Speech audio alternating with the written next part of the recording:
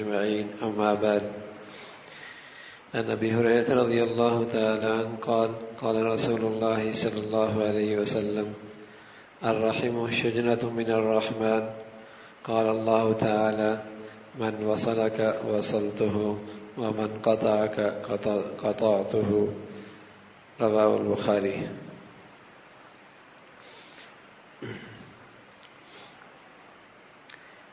اسلامی معاشرت کے متعلق پیارے نبی کے ہدایات کا تذکرہ چل رہا تھا۔ اسلامی معاشرے میں سنہری کڑیوں کی طرح آپس میں جوڑ ہے، آپس میں محبت ہے، آپس میں الفت ہے۔ باپ بیٹا، بیٹا باپ، پھر یہ سلسلہ اس سے آگے بڑھ کر خاندان، خاندان سے بڑھ کر پڑوسی، پڑوسی سے بڑھ کر مسلمان، اور یہ سلسلہ چلتے چلتے یہ سونے کی کڑیاں ملتے ملتے پوری سوسائٹی کو یکجان بنا دیتی ہیں۔ یکجان، یہ اسلامی معاشرت ہے۔ جب میرے پیارے نبی کی معاشرت زندہ تھی تو سب ایک جسم کے مانند تھے، ایک جسم کے مانند، مشرق کا، مغرب کا، شمال کا، جنوب کا۔ نہ ان میں کالا پن تفریق پیدا کرتا، نہ ان کا مشرق کا رہنا یہ تفریق پیدا کرتا، نہ رنگ اور زبان کی تبدیلی ان میں تفریق پیدا کرتی۔ اسلامی معاشرت جو تھی یہ تو کفریہ معاشرت ہے، جس میں ہر شخص انفرادی زندگی کی فکر کرتا ہے، اپنے مفادات کی بنیاد پہ زندگی گزارتا ہے۔ اسلام نہیں۔ اسلام کے اندر تو سونے کی سنہری کڑیوں کی طرح ملاپ ہے، جوڑ ہے۔ کفریہ اور مغربی زندگی ہے جہاں بیوی بھی شوہر سے ادھار مانگ کر کچھ چیز استعمال کرتی ہے، اور شوہر کو سگریٹ پڑے تو ضرورت پڑے تو وہ بیوی سے ادھار مانگتا ہے، اور اولاد بھی اپنے باپ کو باپ نہیں پاپس کی طرح اس سے نفرت کرتی ہے۔ یہ ان کی زندگی ہے۔ اور وہاں گھریلو زندگی، خاندانی زندگی کا تصور مٹ چکا ہے۔ اور ان کا مٹنا سمجھ میں بھی آتا ہے، اس لیے کہ ان کے پاس میرے نبی کی ارشادات کا نور نہیں ہے۔ لیکن حسرت اور افسوس ہے، اور جسے کہیں کہ شرمندگی کی بات یہ ہے کہ جس مسلمان کے پاس پیارے نبی کی زندگی کا نور موجود ہے، اب اس کی معاشری کہانی بھی وہی نظر آتی ہے، اس کے معاشری کہانی بھی وہی نظر آتی ہے، ٹوٹ پھوٹ، خاندانی سلسلہ بکھرتا چلا جا رہا ہے۔ پہلے میں عرض کر رہا ہوں کہ ماں باپ کا تعلق گہرا، گھر میں آپس کا تعلق گہرا، پھر خاندان میں یہ سلسلہ گہرا، پھر بڑھتے بڑھتے پوری سوسائٹی کے اندر ایک تعلق ہوا کرتا تھا، اور ایک محلے کا رہنے والا دوسرے محلے کا درد محسوس کرتا۔ اب تو گھر کا رہنے والا گھر کا درد محسوس نہیں کرتا، خاندان کا فرد کو پتہ نہیں خاندان میں کیا ہو رہا ہے۔ اسلامی معاشرت میں ملاپ ہے، ملاپ، محبتیں ہیں، پیار ہے۔ تو جیسے پچھلے مجالس میں اس بات کا تذکرہ ہوا کہ باپ کا اولاد پر کیا حق ہے، اولاد پر ماں باپ کا کیا حق ہے، اب اس میں رسول اللہ صلی اللہ علیہ وسلم کا ارشاد ہے قرابت داروں کے بارے میں۔ قرابت دار، حضور علیہ الصلوۃ والسلام نے فرمایا کہ رحم، قرابت، یہ اللہ کے لفظ رحمان سے نکلا ہے۔ رحم عربی زبان میں قرابت کو کہتے ہیں، یہ رحمان کی نام سے نکلا ہے۔ گویا کہ رحمان کی رحمت کی ایک خاص شاخ ہے، جو اس شاخ کی حفاظت کرے گا گویا کہ اللہ کی رحمت اسے ڈھانپ لے گی۔ اس لیے اللہ رب العزت نے فرمایا جو اس قرابت کو جوڑے گا، تو فرمایا میں پھر اسے جوڑ دوں گا، اور جو اس قرابت کو توڑے گا پھر میں اسے توڑ دوں گا۔ جو اپنے اخلاق سے اور اپنے مالی وسائل سے اور اپنے اچھے برتاؤ سے حتی الامکان خاندان کو جوڑ کے رکھتا ہے، اللہ پھر اسے جوڑ کے رکھے گا، اسے جوڑ کے رکھے گا۔ اور جو اسے توڑے گا پھر اللہ اس کو اپنے سے توڑ دے گا، اپنے سے توڑ دے گا۔ اس لیے رسول اللہ صلی اللہ علیہ وسلم نے فرمایا کہ اللہ کہتا ہے انا اللہ، میں اللہ ہوں، وانا الرحمن، اور رحمان ہوں، خلقت الرحیم وشققت لها من اسمی، میں نے رحم پیدا کیا، وہی قرابت، اور اس کو اپنے نام سے نکالا ہے۔ فمن وصلها وصلته ومن قطع قطعته بددته، جو اسے جوڑے گا میں اسے جوڑ لوں گا، اور جو اسے توڑے گا میں بھی پھر اسے ٹکڑے ٹکڑے کر دوں گا، اس کی زندگی بکھر جائے گی۔ اور شاید یہی وجہ ہے آج جو بکھری ہوئی سوسائٹی نظر آتی ہے، بکھری ہوئی سوسائٹی اور رب کی رحمت سے محروم، اس کی ایک بڑی وجہ یہ ہے کہ آج خاندانی زندگی بکھر گئی ہے، قرابت دار بکھر گئے، رشتہ دار بکھر گئے، جس سے اللہ کی رحمت دور ہو گئی ہے، اللہ کی رحمت۔ پہلے یہ جوڑ لیا کرتے تھے، تو کوئی توڑتا تو اسے کوشش کرتے جڑ جائے، تو فرمایا جب اس خاندان کو بکھیر دے گا اور اسے توڑنے کی کوشش کرے گا، اللہ پھر اسے بالکل بکھیر کے رکھ دے گا، اللہ بھی پھر اس کو توڑ دے گا۔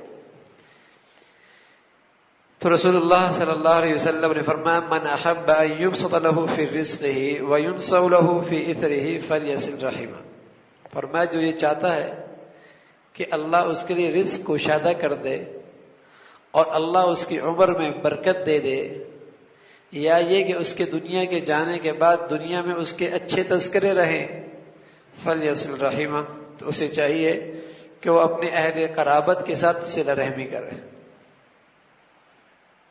اگر وہ اپنے رزق میں برکت چاہتا ہے، یہ اللہ کا رسول کہہ رہا ہے، اور اپنی عمر میں برکت چاہتا ہے، یا اپنے جانے کے بعد بھی اپنے اچھے تذکرے چاہتا ہے، تو پھر اہل قرابت کے ساتھ صلہ رحمی کرے۔ حتی الامکان اس کی کوشش یہ ہو کہ یہ جوڑ کے رکھے، جوڑ کے رکھے۔ اس لیے رسول اللہ صلی اللہ علیہ وسلم نے فرمایا لا يدخل الجنت قاطع، جو قطع تعلق کرنے والا ہے وہ جنت میں داخل نہیں ہوگا۔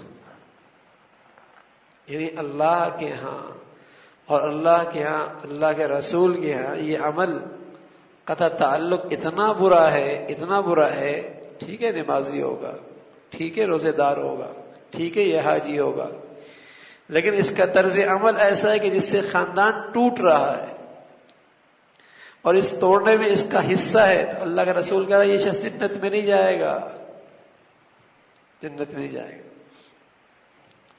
اس نے آپ علیہ الصلوۃ والسلام نے فرمایا لیس الواصل بالمکافی ولکن الواصل الذی اذا قطعت رحمہ وصلها، ملانے والا وہ نہیں کہ جب ملا رہے ہوں تو یہ بھی ملائے، بلکہ اصل ملانے والا وہ ہے کہ جب قرابت والے توڑنے کی کوشش کر رہے ہوں یہ پھر بھی جوڑنے کی کوشش کر رہے ہوں، وہ توڑنے کی کوشش کر رہے ہوں اور یہ اپنے ایثار سے اور یہ اپنے احسان سے اور یہ اپنے اچھے برتاؤ سے اور یہ اپنے اچھے اخلاق سے جوڑنے کی کوشش کر رہا ہوں۔ یہ اصل ہے کہ وہ توڑنے کی کوشش کر رہا ہے، یہ پھر بھی جوڑ رہا ہے، یہ ہے واصل، ملانے والا۔ پھر دیکھیے اللہ اسے ملا کے دے، اسے ملا دے گا، اپنی ذات سے ملا لے گا۔ تو آج اس کے اندر میرے عزیزوں بڑی کمزوری ہے، بڑی کمزوری ہے۔ ہاں اس بات کا ضرور لحاظ رکھا جائے کہ یہ جو جملہ کہا جاتا ہے نا کہ گناہوں کی دعوت میں شرکت کرنے کے لیے کہ میاں سب کو ملا کے رکھو، گناہوں میں شرکت کے لیے کہ میاں نہیں جاؤ گے تو لوگ خاندان والے ناراض ہو جائیں گے۔ میرے عزیزو اللہ نے بتایا ہے اور اللہ کے رسول نے بتایا ہے کبھی گناہوں سے دل جڑتے نہیں ہیں دل ہمیشہ نیکی سے جڑا کرتے ہیں. ایسا کوئی طریقہ اختیار نہ کیا جائے ملانے کا جس میں گناہ کرنا پڑے. گناہوں کی محفل میں شریک ارمیان نہیں جاؤ گے تو خاندان والے کیا کہیں گے. یہ جوڑنے کا طریقہ ٹھیک نہیں ہے. وہ جوڑنا نہیں جس سے آدمی اللہ سے ٹوٹ جائے. وہ جوڑنا نہیں جس میں بندہ اللہ سے ٹوٹ جائے. ہاں جائز کاموں میں احسان کر کے، ایثار کر کے، اچھا برتاؤ کر کے جوڑنے کی کوشش کرے. اور یہ جنہیں اللہ رب العزت نے اپنی ذات سے تعلق نصیب فرمایا، اپنے دربار میں جنہیں مولا بلا لیتا ہے، جن کو اللہ رب العزت نے ظاہری طور پہ دینداری نصیب فرمائی، اگر یہ اس راستے میں قدم بڑھائیں گے، اللہ کے لیے جوڑنے کی کوشش کریں گے، تو یقین جانیے اس کی برکت سے، ان کے اس برتاؤ سے دین زندہ ہوگا. ہے مشکل کام، نفل پڑھنا آسان ہے اور صدقہ کرنا بھی آسان ہے، لیکن اللہ کے لیے آگے بڑھ کر جوڑنے کی کوشش کرنا یہ آسان نہیں، اس لیے کہ اس کی چوٹ براہ راست دل نفس پہ پڑتی ہے. یہاں تو مزاج یہ ہے نا، کوئی پتھر مارے تو اینٹ کا جواب ملتا ہے، کوئی بات کرے تو گالی سے جواب ملتا ہے. اب تو مزاج یہ ہے، یہ نفس جھکنا نہیں چاہتا، درگزر نہیں ہے، معاف کرنے کا مزاج نہیں ہے اس کا، یہ اکڑتا ہے.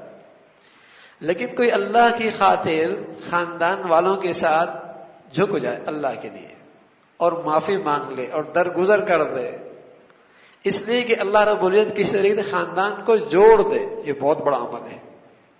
یہ بہت بڑا عمل ہے.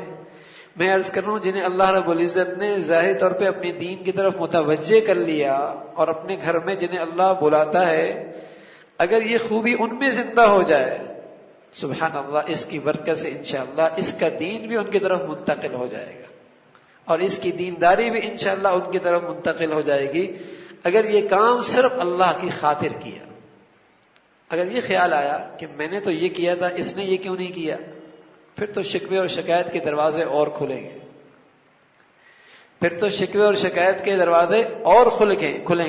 اور ایک یہ کہ میں اللہ کے لیے کر رہا ہوں کہ کس طریقے سے خاندان جڑ جائے اور آپس میں مل جائے، یہ ٹوٹ پھوٹ ختم ہو جائے، یہ بڑا عمل ہے.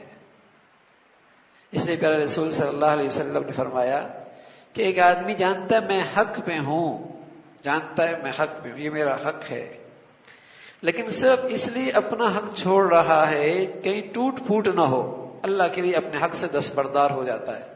تو اللہ کے رسول صلی اللہ علیہ وسلم نے فرمایا پھر میں محمد الرسول اللہ صلی اللہ علیہ وسلم ذمہ دار ہوں کہ اسے جنت میں بیچوں بیچ اللہ کے ہاں محل دلاؤں گا.